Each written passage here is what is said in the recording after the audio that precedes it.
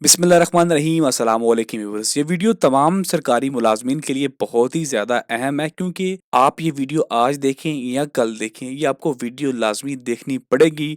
तो बेहतर है आप आज ही देख लें। ये वीडियो खासकर पंजाब के तमाम सरकारी मुलाजमीन के लिए है और ख़ासकर उन मुलाजमीन के लिए जो कि 8 जनवरी 2024 के बाद भर्ती हुए हैं। एक चीज़ का तमाम सरकारी मुलाजमीन को इल्म है कि अब पेंशन का जो तरीक़ाकार है उसको बदल दिया गया है। अब कंट्रीब्यूटरी पेंशन स्कीम के तहत जो है वो आपको पेंशन दी जाएगी, जिसमें आप भी पार्टिसिपेट करेंगे और कुछ हिस्सा गवर्नमेंट आपको देगी।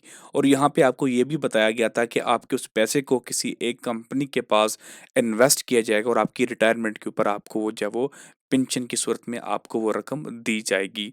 अब वो वक्त आ चुका है कि अब आपने कंपनी भी खुद सेलेक्ट करनी है कि आपके पैसे को कहाँ पे इन्वेस्ट किया जाए, ताकि इन फ्यूचर जब आप रिटायर्ड होंगे तो आप उससे फ़ायदा उठा सकेंगे।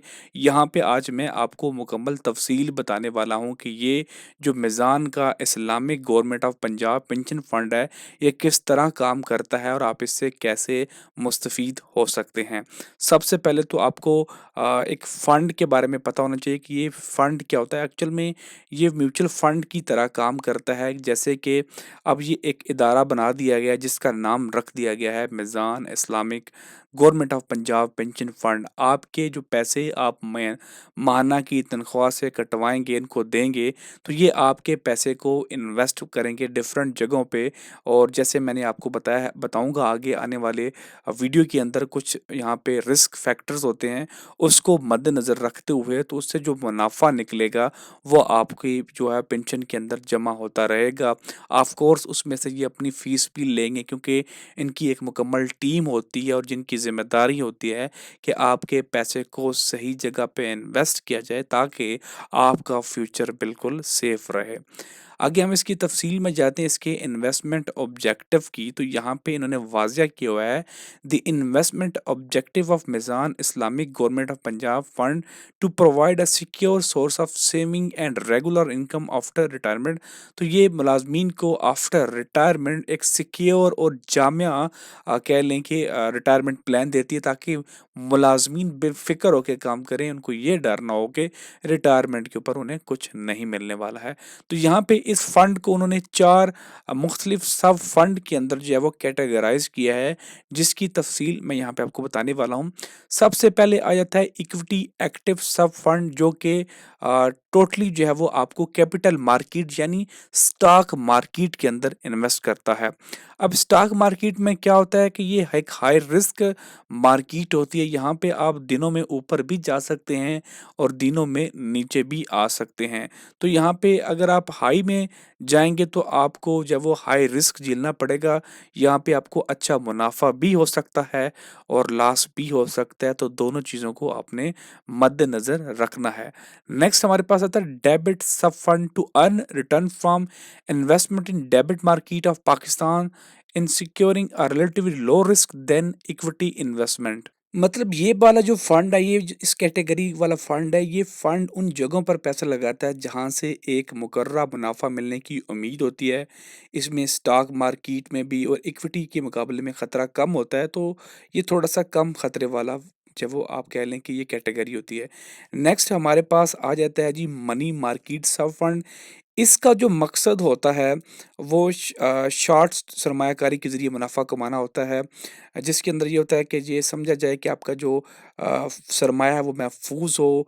ऐसी जगहों पर सरमायाकारी करता है जहाँ से रकम की वापसी आसान हो और कीमतों में उतार चढ़ाव बहुत कम हो। इसका ख़तरा डेबिट फंड से भी कम होता है, यानी कि इससे भी इसमें ख़तरा कम होता है, यानी कि ये मीडियम रिस्क में आ जाता है। उसके बाद हमारे पास नेक्स्ट आ जाता है जी इक्विटी इंडेक्स सब फंड।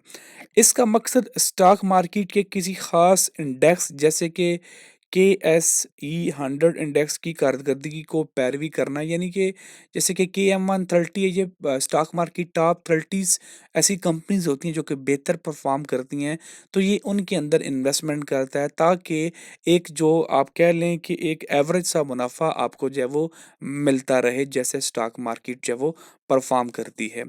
नेक्स्ट हम आ जाते हैं जी की बेनिफिट्स की बात कर लेते हैं। इसके अंदर आपको 20% सेविंग होती है ऑन टैक्सेबल इनकम, जो आपकी टैक्सेबल इनकम होती है उसके ऊपर भी आपको 20% जो है वो सेविंग होती है। अब यहाँ पे रिस्क प्रोफाइल आपको दी गई है एज पर एलोकेशन, एलोकेशन के हिसाब से आपको रिस्क फाइल बताई गई है कि कौन कौन से फैक्टर्स के ऊपर एलोकेशन जो है वो निर्भर करती है। जैसे कि अगर आप कोई कस्टमाइज प्लान लेते हैं with 100% in money money market सब फंड्स, तो आपका जो रिस्क होगा वो बहुत ही ज़्यादा लो होगा, जिसमें आपको नुकसान होने का खतरा कब होगा।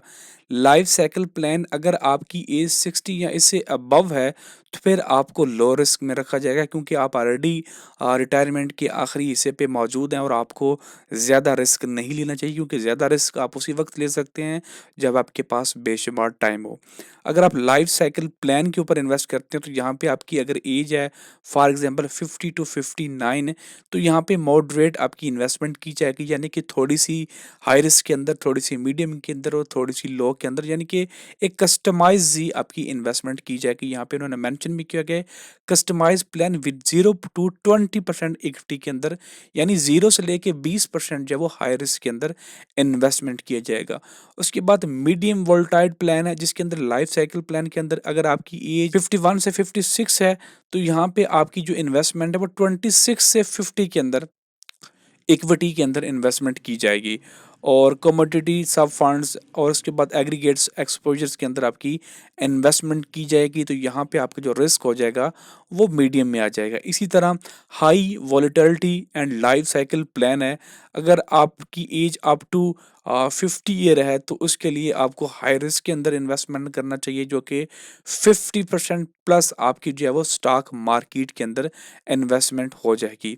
अब आपको यहाँ पे लाइफ साइकिल के हिसाब से भी आपको स्कीम बना के दी गई है। जैसे कि फॉर एग्जांपल अगर आप अपने ज़िंदगी के आखिरी 3 साल, यानी सॉरी अगर मैं यहाँ पे कहूँ कि अगर आप रिटायरमेंट्स के 3 साल पहले अगर आप जब किसी भी अकाउंट ओपन करवाते हैं और यहाँ पे अपनी स्कीम का आगाज़ करते हैं, तो यहाँ पे आपका 100% जो है वो मनी मार्केट के अंदर जो है वो इन्वेस्ट किया जाएगा। मनी मार्केट यहाँ पे मैंने आपको बता दिया है कि ऊपर जो मनी मार्केट के फंड होते हैं ये तकरीबन लो रिस्क के अंदर होते हैं और यहाँ पे आपको स्टेबल मुनाफा दिया जाता है। अगर आपकी एज 60 या उससे अबव है, सॉरी यहाँ पे हम गलत पे आ गए, अगर आपकी एज 30 ईयर्स या है 30 साल के आसपास है, तो फिर आपकी जो 50% आपकी इन्वेस्टमेंट है वो इक्विटी सब फंड यानी हाई रिस्क के अंदर होगी, और 25% जो है वो इक्विटी सब फंड, और उसके बाद 50% जो है वो कंबाइंड एक्सपोजर टू इक्विटी, यानी कि इक्विटी और सब फंड का 50%, और उसके बाद जो है वो कुछ जो है वो आपका मनी और डेबिट फंड के अंदर आपकी इन्वेस्टमेंट की जाएगी। तो ये एक हाई रिस्क के अंदर तस्वर किया है, क्योंकि आपका जो 50% है वो मनी मार्केट यानी स्टॉक मार्केट के अंदर आपकी इन्वेस्टमेंट की जा रही है। अगर आपकी एज 40 ईयर्स है तो फिर 40% स्टॉक के अंदर इन्वेस्टमेंट की जा रही है। अगर आपकी एज 50 प्लस है या 50 पे है तो 30%। अगर आप एज के बिल्कुल लास्ट पे हैं, 60 ईयर की आपकी एज है, उसके अंदर आप इन्वेस्टमेंट करते हैं, तो फिर 20% जो है वो यहाँ पे आपकी जो है वो इक्विटी के अंदर इन्वेस्टमेंट की जाएगी। उसके बाद नेक्स्ट हमारे पास आ जाता है डिफ़ॉल्ट एसेट एलोकेशन प्लान। अगर यहाँ पे ऊपर दिए गए किसी भी कैटेगरी से एक एम्प्लॉय जो है वो अपनी सिलेक्शन नहीं करता, तो यहाँ पे जो म्यूचुअल फंड का जो मैनेजर होगा वो इस जो चार्ट दिया गया है इसके हिसाब से आपकी एज के हिसाब से आपको किसी भी कैटेगरी के अंदर रख देगा। अगर आपकी एज 30 ईयर्स होगी तो फिर इस हिसाब से आपकी इन्वेस्टमेंट कर दी जाएगी। अगर आपकी एज 40% है, 50% है, तो उस हिसाब से ये आपकी जो है वो इन्वेस्टमेंट कर दी जाएगी।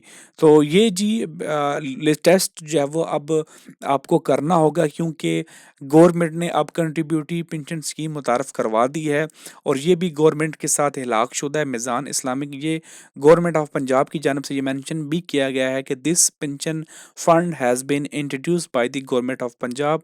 तो ये गवर्नमेंट ऑफ पंजाब ने ही इस फंड को इंट्रोड्यूस करवाया है मीज़ान बैंक के इश्तराक से। अगर हम यहाँ पे प्रॉफिट या मुनाफा की बात करें तो इसके हवाले से कुछ भी कहना कबल अज़ वक्त होगा, क्योंकि ये बहुत ही रिसेंटली जब 2 से 3 महीने 2 से 3 माह पहले इसको स्टार्ट किया गया है। लेकिन ये एक अच्छा इनिशिएटिव है कि आपको एक इस्लामिक वे के अंदर आपको इन्वेस्टमेंट करने का मौका मिल रहा है। अगर आप एक गवर्नमेंट एम्प्लॉयी हैं तो यहाँ पे इस पेज पे आने के बाद यहाँ पे आपको जो है वो अपनी रजिस्ट्रेशन करवानी होगी। यहाँ पे लिखा भी हुआ है कि in order to invest in the Meezan Islamic government of Punjab pension fund every employee will have to complete their profile on pensionpunjab.government.p की है। तो यहाँ पे आपको अपनी प्रोफाइल कंप्लीट करनी है and select Al Meezan as asset manage of their choice. तो यहाँ पे आपको अल मिज़ान को सिलेक्ट करना है, तो फिर आपके पास आगे ये सारे ऑप्शन जो है वो मज़ीद आएंगे। तो अगर आपका फिर भी कोई सवाल है तो नीचे कमेंट सेक्शन में पूछ सकते हैं। वीडियो अच्छी लगे तो लाइक और शेयर और चैनल को सब्सक्राइब ज़रूर कीजिएगा। शुक्रिया।